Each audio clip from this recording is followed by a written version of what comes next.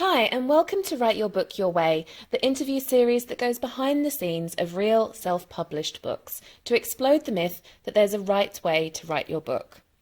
I'm Chris Emery, owner and lead editor at Chris Emery Editorial, and today we're diving into the highly complex subject of copyright. I know this feels really overwhelming for first-time authors because we tend to think there's a fixed way to think about rights, permissions, risks, rules, and all things copyright. So I've invited my friend Kylie Pappalardo to talk to us about how you can make sure you're not only protected, but also doing the right thing by others. Kylie is a senior lecturer in the law school at the Queensland University of Technology, a chief investigator with the Digital Media Research Centre, and an Australian Research Council DECRA Fellow. All that to say, Kylie studies how automation, digital distribution, and intellectual property laws shape the reach and diversity of our culture. Her work seeks to develop and inform law, public policy, and industry norms that prioritise marginalised voices and diverse perspectives in the production and distribution of screen content. This is part one in a specialist series dedicated to exploring copyright. And the first aspect we will discuss today is how to protect your own creative works, whether that's a non-fiction self-help book, an ebook for your business, some type of picture book, or just your memoir. Before we start, a quick note to say this is not legal advice, but general principles around how copyright works. Always enlist a professional who can speak to your specific circumstances if you need further help.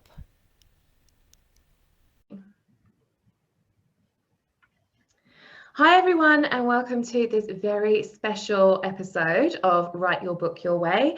I am today talking to my friend Kylie Pappalardo, who is a specialist in copyright, and she's a senior lecturer at the School of Law at QUT, and she can answer all of the problems that so many of us have when it comes to how we're going to tackle copyright in our book. It's such a vast topic, and I know that loads of you have some questions. So hopefully we're going to get some of those answered today.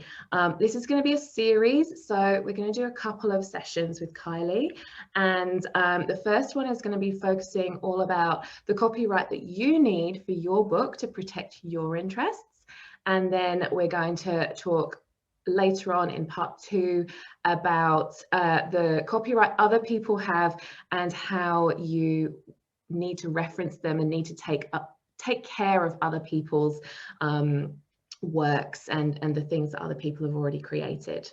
So let's dive straight in, and I want to welcome Kylie today.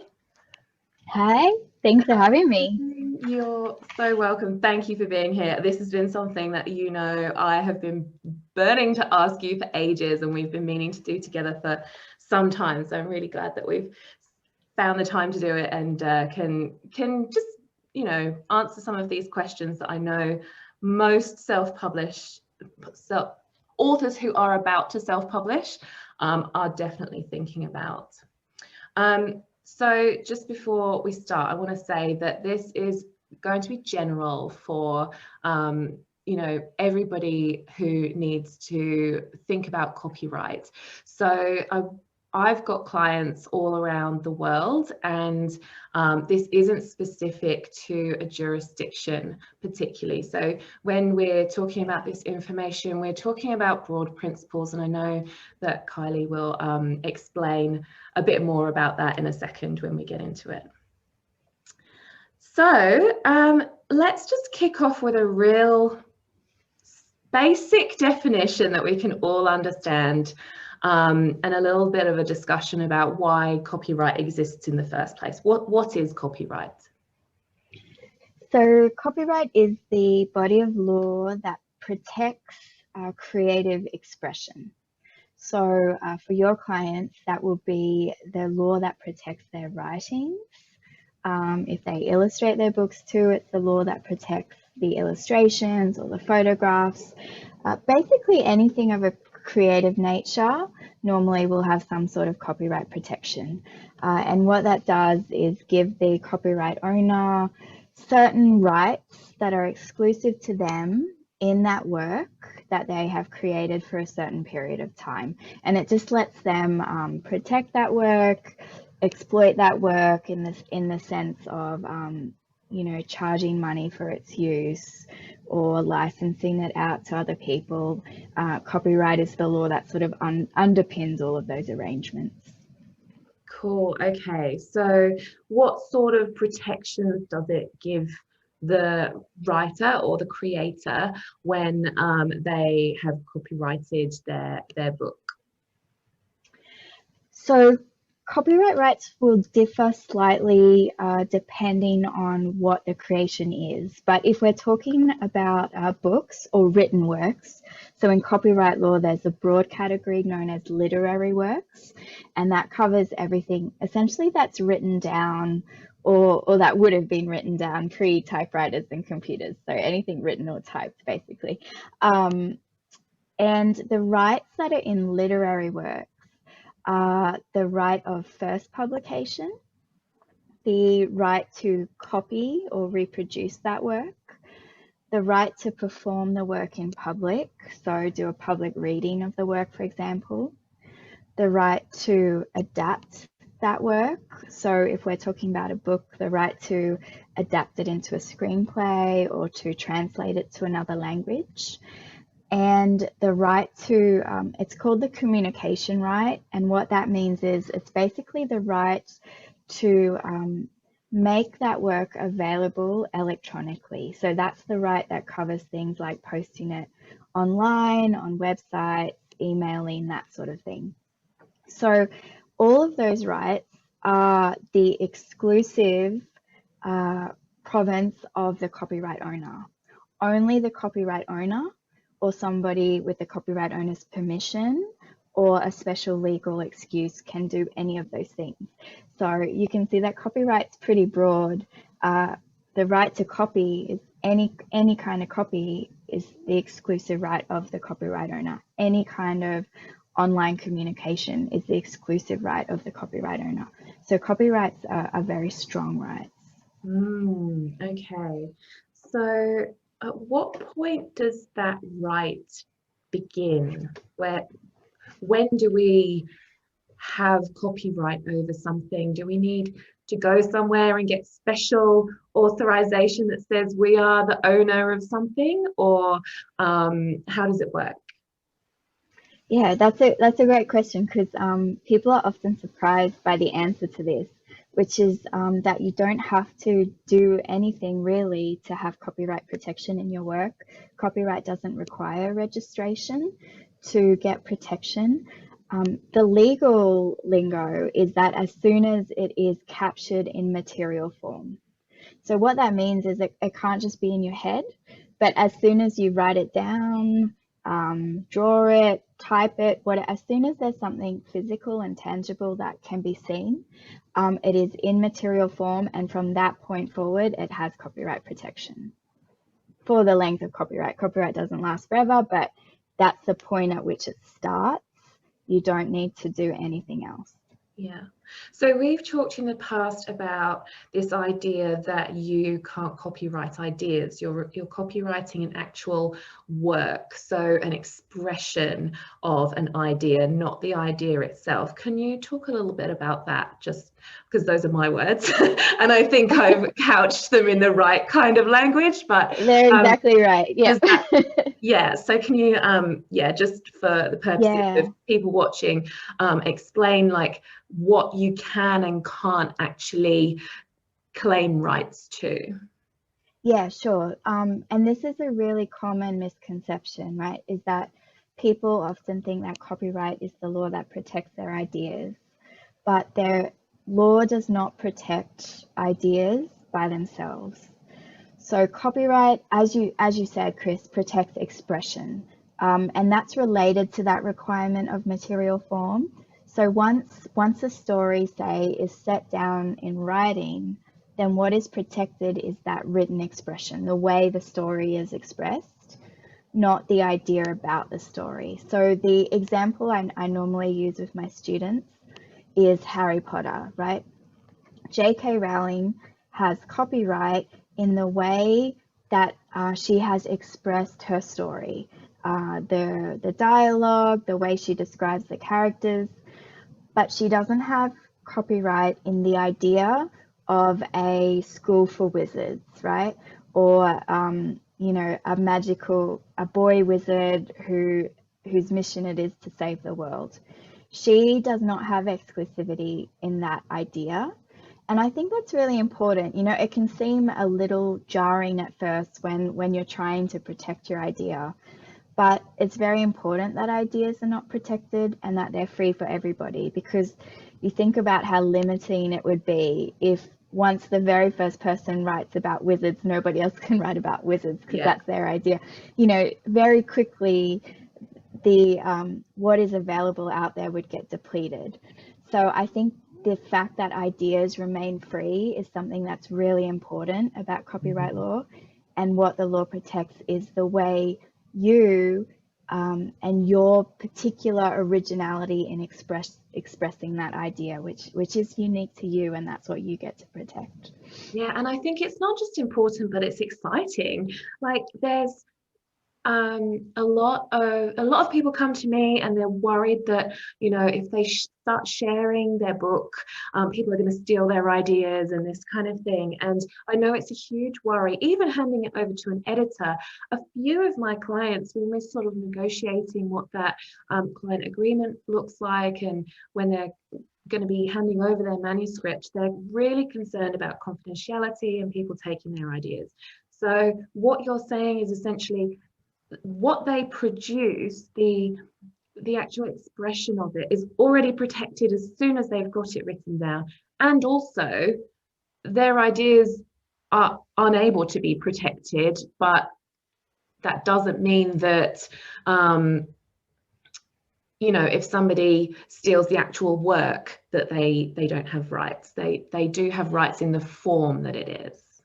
Exactly. So confidentiality is kind of a different question, right? If you have an idea that, or essentially something you've kept secret and you haven't told anybody, and then you just tell a limited number of people and you bind them to a confidentiality agreement, then that idea, in the sense that it's a secret, can be kept a secret under that other area of law. But as far as copyright is concerned,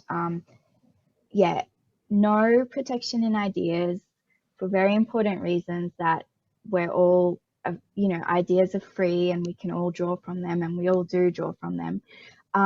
But also, that idea that as soon as you write it down, it's yours, it's protected, I think is very freeing, because like you say, you don't have to then be scared about showing your editor or, somebody, because you have captured it in material form first. You would have those records, especially if it's on your computer. Everything is date and time stamps these days. So you have that evidence that it's yours, you created it, it's your copyright. It doesn't matter who you show, you don't lose those rights. And if they do something wrong by you, you then can enforce your rights against them under law. Yeah. How similar would something have to be if say, so it tends to happen with authors when they start showing it to maybe beta readers or their inner circle or their editor, they start thinking, oh, I should keep my cards close to my chest. I don't want this to get out, sort of thing. Or some iteration of that anyway.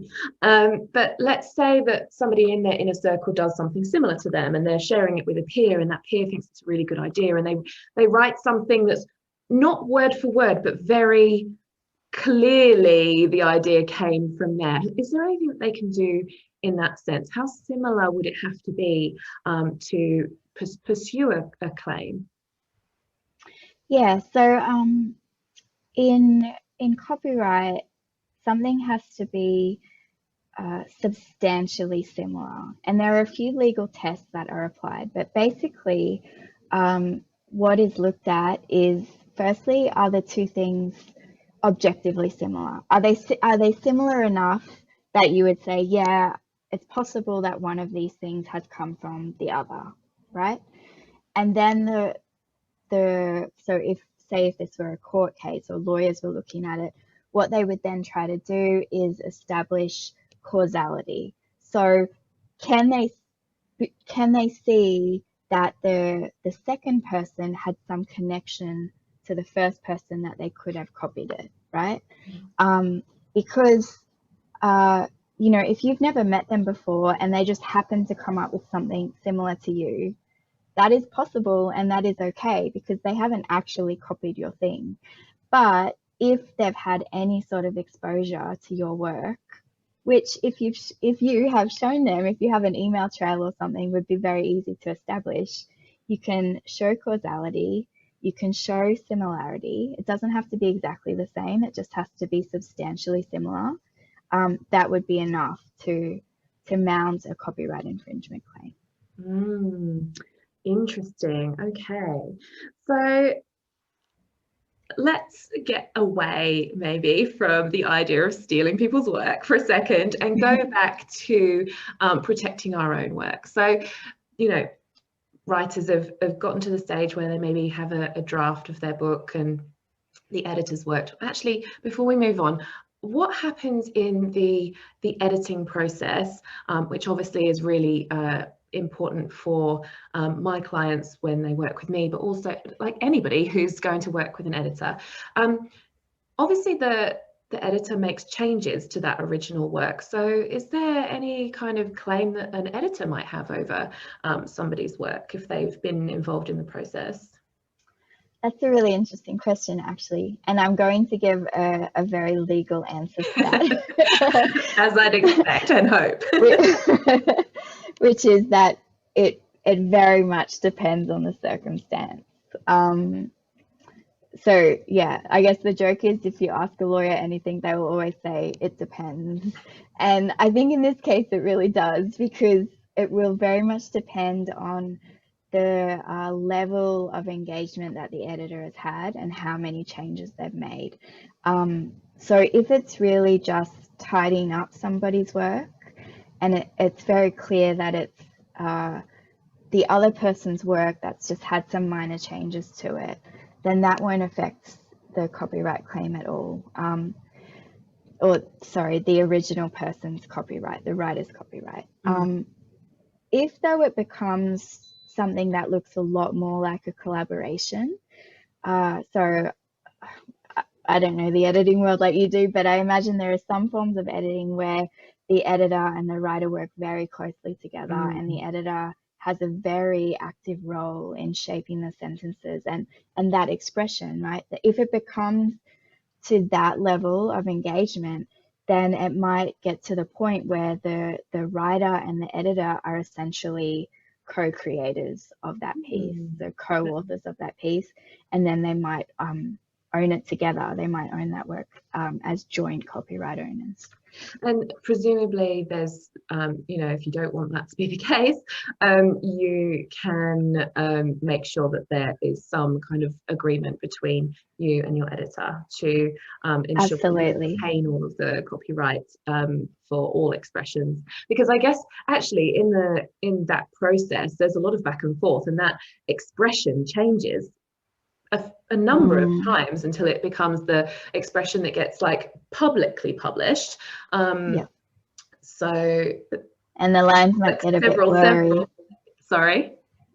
And the lines might get a bit blurry if it's going back and forth. Yeah.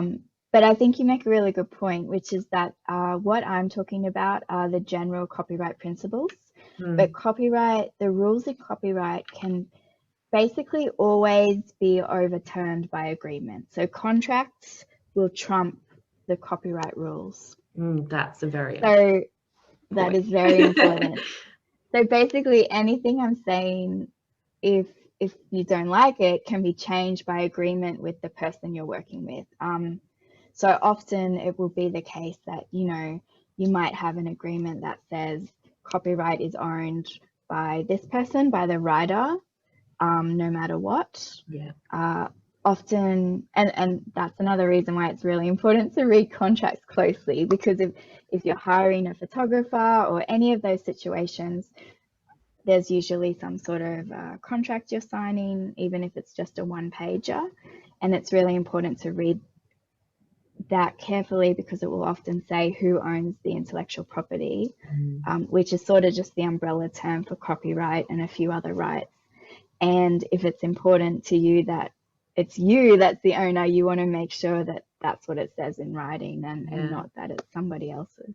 I've definitely found that it's something that authors who are going from first draft to publishing and going through the editing process want to make sure they retain. So I've got that as part of my agreement. I don't know if that's usual for an editor or not. I'm just like, I don't want any claim over this. It's all yours, so that they have peace of mind. But yeah. I think those things are starting to change a little bit in general. The idea that particularly, so for example, when I got married a few years ago, the wedding photographer, he had a very similar agreement where his idea of what he was doing was that he's performing a service for us. We pay for the service, but we own the copyright in the photos, because they're photos of us and they're our photos, and that's what he thought was fair. Which is not necessarily the way things were always done in photography. Usually it's the photographer who would own the copyright. Yeah, so I think is retaining the copyright over his images of our wedding when that happens. Yeah, and that's a little bit more normal, but I really like that our photographer did that. Yeah, the idea of whether you're producing a product or a service, I think, is increasingly getting blurred, and that will affect the way people think about copyright, I think. Sorry, that was a slight tangent. No, that's okay. Like, I know you've got so much knowledge of like how copyright has evolved as well. So it's always good to get the background of something, because it helps people understand how we've arrived at where we are and why things are the way they are. And I think there are definitely some people who really need to know why, me being one of them. I never take anything at face value. I'm just like, oh, I wonder what that's about. So yeah, let's get back on track and talk more about the practicalities of like what somebody actually has to do to essentially copyright their work. So we've already established that it has copyright just by existing. So you're saying then, these principles are the governing principles if you do nothing. Yes. Obviously they can be altered by contract and that kind of thing. So the minimum is you just create the work, you do absolutely nothing, and you still have copyright over the expression of what you've produced. But what's kind of more best practice for copywriting your book? I know that lots of self-published books have got a copyright page in the front, and there are also places where you can go to register copyright. So I think these things might have just been tipping off authors as to, there's actually something more that I need to get involved and do here. So what are their options? Yeah, so I mean, there's nothing that has to be done. I think that principle that once you create it, you own it is really actually very fundamental to copyright internationally. But when you think about the rights that copyright gives you, right? So I've written a book, which means, and I own copyright, and that means I am the only person with the right to copy it or publish it, or any of those things I said before. But I can also let other people do it too. Right. And if I want my work to get out there, or if I want to make sure that if people who are exposed to my work and they might want to copy it, maybe in my work as an academic, if I've written something and another academic might want to subscribe that work for their students or copy it for their students, and I would like them to be able to do that, right? So the students can get that. So the copyright page is really just thinking about how do I make it as easy as possible for that person down the line to do the right thing by me, right? because they will need to get my permission and they'll want to attribute me, hopefully. They should want to. That would be the right thing to do. So how can I make that easy for them? Right. And I think the copyright page just provides that information that can make it easier for somebody to know, to just kind of to alert them to the fact, right? This thing has copyright over it. I'm asserting copyright. I'm the owner. This is my name. So you can look me up if you need to ask permission, essentially. And so usually the copyright page will have the author's name, the publisher's name, because sometimes the publisher will have taken rights as well. Read your publishing agreements carefully. And often it will have the year that something has been created. And that's useful down the track for people who might come across your work way down the track to sort of know what the copyright status of that work is. Because I mentioned before that copyright doesn't last forever. It lasts for a really long time.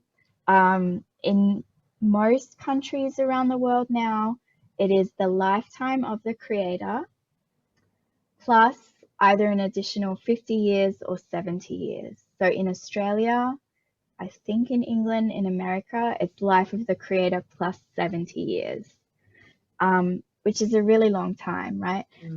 But if you're looking at an older work and historical work and you're thinking about wanting to use it, you might not know, is this in copyright? Is it out of copyright?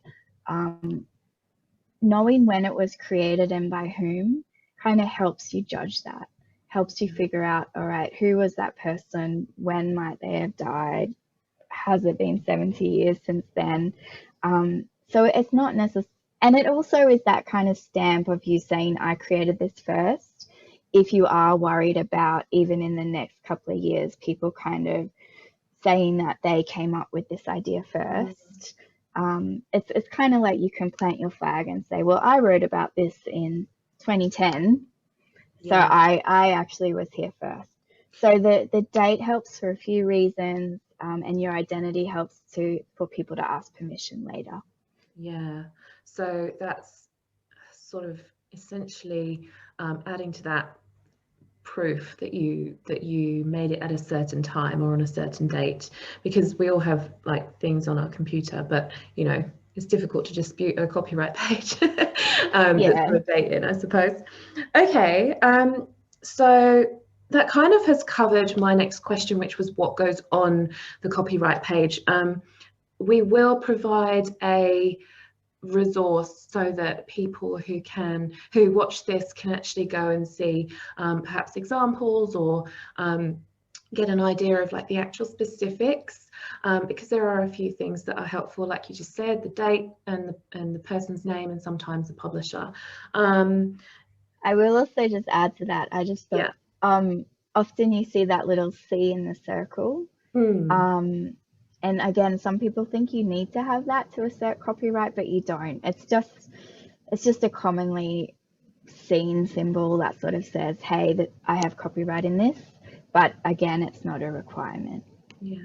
And what about the idea of registering copyright, which is an option and a very, in some places, a very common thing to do, almost essential.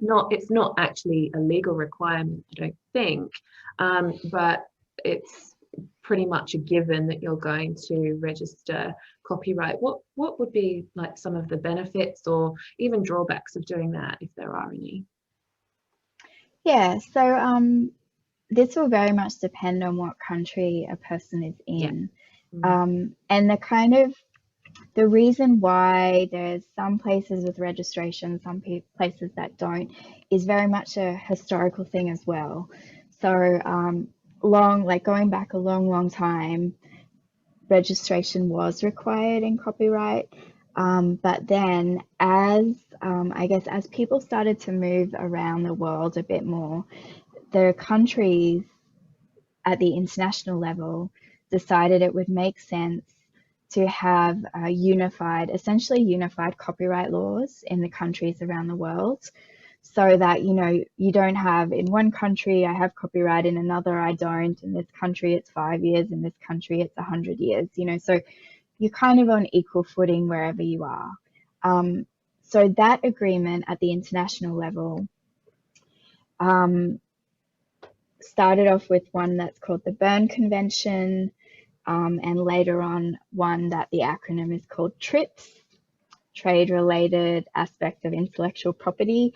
They're the two big international agreements, and most countries around the world now are signed on to those agreements, which means in most countries the law is basically the same.